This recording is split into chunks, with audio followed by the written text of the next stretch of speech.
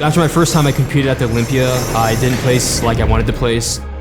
And after that, I just wanted to stop competing, and I just kind of wanted to end it all. And I realized that if I look at a low point like that, where I just want to end it, that's not a way to look at life.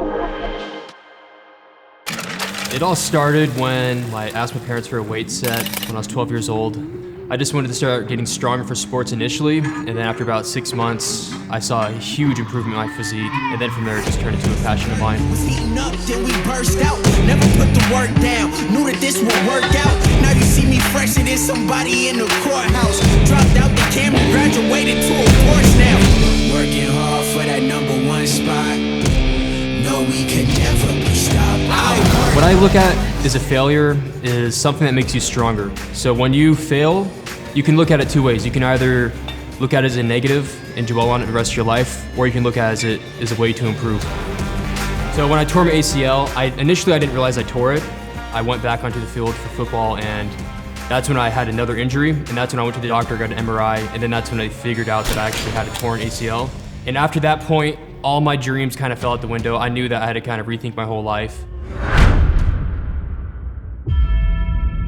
I realized I can't just dwell on that the rest of my life, so I picked myself up. I kind of rethought my whole process for what I was gonna do with the rest of my life, and I just went on with it.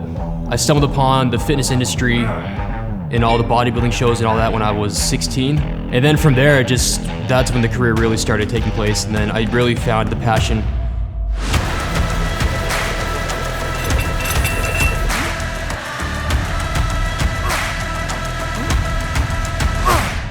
So I started competing and then doing all the competitions, started winning. From there, I started doing the social media, uploading YouTube videos, and then everything just kind of fell into place from there. So I became the youngest IFBB professional bodybuilder when I was 19 years old. And after that, I was on a very high point. I was ready to straight go into the Olympia. And I was thinking like, I'm gonna go into the Olympia and I'm gonna win it and become the youngest Olympian champion ever. It didn't quite go the way I was expecting, but I didn't let that discourage me. I realized that I gotta prep harder, I gotta diet harder, I gotta train harder, and that loss made me a better champion.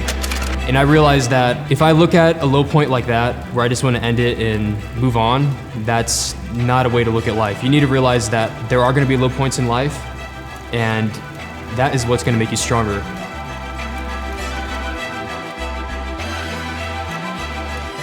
Most people don't realize how important nutrition is. They think it's all about training and lifting weights, but if you want to put muscle on, you got to eat a lot of food. It's very important. So as a natural athlete, supplements have a huge impact as well.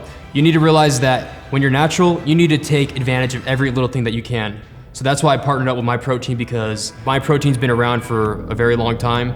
So they're a very reputable company. There's a lot of different supplement companies out there. I mean, you go to the supplement store, there's hundreds out there.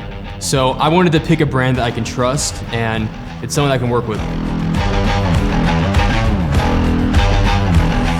When you have a goal in mind, it's never gonna let you stray off the path.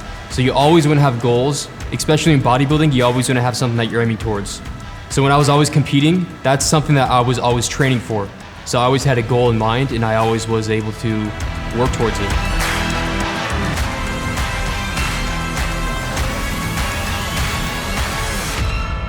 I'm Seid, and I'm Team Myprotein.